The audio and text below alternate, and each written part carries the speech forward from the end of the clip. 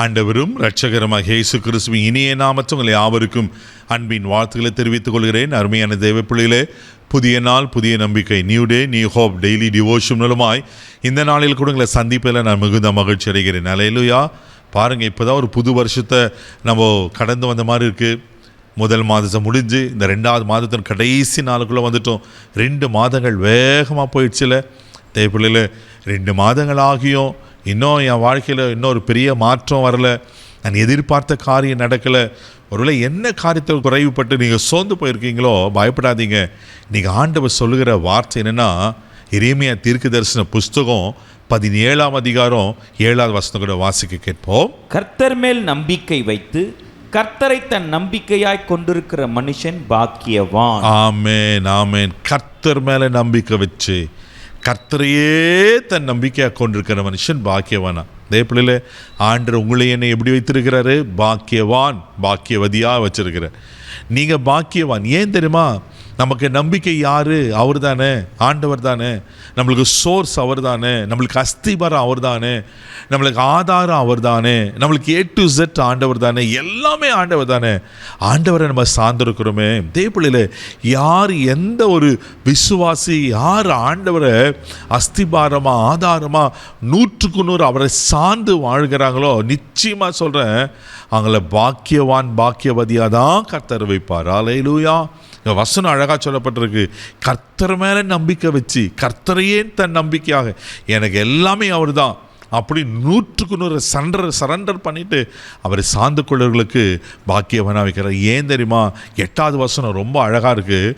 8வது வசனத்தை கூட வாசிக்க கேட்போம். அவன் தண்ணீர் அண்டையில் நாட்டப்பட்டதும் கால்வாய் ஓரமாய் தன் வேர்களை விடுகிறதும் உஷ்ணம் வருகிறதை காணாமல் இலை பச்சையாய் இருக்கிறதும் மழை தாட்சியான வருஷத்தில் வருத்தமின்றி தப்பாமல் கனி கொடுக்கிறதுமான மரத்தை போல் இருப்பான். ஆமென், ஆமென். கர்த்தர் மேலே நம்பிக்கை வைக்கிறவங்க எப்படி ஒரு ஓமை ஆண்டவர் சொல்கிறாரு. அவன் தண்ணீரண்டையில் நாட்டப்பட்டதும் கால்வாய் ஓரமாய் தன் வேர்களை விடுகிறதும் உஷ்ணம் வருகிறதை காணாமல் இலை பச்சையாயிருக்கிறதும் மழை தாட்சியான வருஷத்திலும் வருத்தமின்றி தப்பாமல் கனி கொடுக்கிற மரத்தை போல இருப்பானா. அப்போது பாருங்க, யார் ஆண்டவரை நம்பி ஆண்டவரை மேலே 100க்கு 100 விசுவாசம் வைத்திருக்காங்களோ, எப்படி இருக்காங்களாம், அவர் தண்ணீர் அண்டையிலே நாட்டப்பட்டதும், இந்த தண்ணீர் அண்டையில் நாட்டப்பட்டத பயிர் வகைகளும் சரி மரங்களும் சரி எப்படி இருக்கும்? செழிப்பாக இருக்கும். சில நேரத்தில் நான் கேரளா பகுதியில் பார்த்துருக்கிறேன். அந்த நீரோடைகளை அப்படியே அந்த ஒவ்வொரு தென்னை மரங்கள் அந்த இளநீர் பார்த்தீங்கன்னா அவ்வளோ பெருசாக இருக்கும், அவ்வளோ சுவையாக இருக்கும். 2வது சொல்லப்பட்டிருக்கு, கால்வாய் ஓரமாய் தன் வேர்களை விடுகிறதும். எந்த ஒரு செடியோ மரமோ அந்த கால்வாய் ஓரமாக அந்த வேர் பாயும் போது அது செழிப்பாக பசுமையாக புஷ்டியாக கனி கொடுக்கிறதா இருக்கும். 3வது சொல்லப்பட்டிருக்கு, உஷ்ணம் வருகிறதை காணாமல் இலை பச்சையாக இருக்கிறதும். எவ்வளோதான் வெயில் அடித்தாலும் அந்த இலை காஞ்சு உதிர்ந்து போகாமல் பச்சையாக தான் இருக்குமா. 4வது மழை தாட்சியான வருஷத்தில் தப்பாமல் கனி கொடுக்கும். ஐயோ, மழை வரல பிறகு அதனால் பயிர் வரல, மழை வரல அதனால் காய் விடலை. மழையே இல்லைனாலும் அது தன் காலத்தில் தன் கனியை கொடுக்குமா. ஏன்னா அந்த நம்பிக்கை கர்த்தர் மேலே. ஹல்லேலூயா. உங்கள் வாழ்க்கையில் எது இருக்கோ இல்லையோ தேவப்பிள்ளையில், ஒருவேளை சாதகமான சூழ்நிலைகள் இல்லாமல் இருக்கலாம், ஒருவேளை உங்களுக்கு நல்ல ஒரு அட்மாஸ்பியர், நல்ல ஒரு ஆசீர்வாதமான காரியங்கள் இல்லாமல் இருக்கலாம். ஆனால் உங்கள் நம்பிக்கையை கர்த்தரை விட்டு எடுத்துடாதீங்க. உங்கள் நம்பிக்கை 100க்கு 100 கர்த்தர் மேலே இருக்கும்போது நீங்கள் பாக்கியவானா. இங்கே சொல்லப்பட்டது போல் உஷ்ணம் வந்தாலும் சரி வரலாலும் சரி, மழை வந்தாலும் சரி வரலாலும் சரி, நீங்கள் பச்சையாக கனி கொடுத்து ஆசீர்வாதமாக இருப்பீங்க.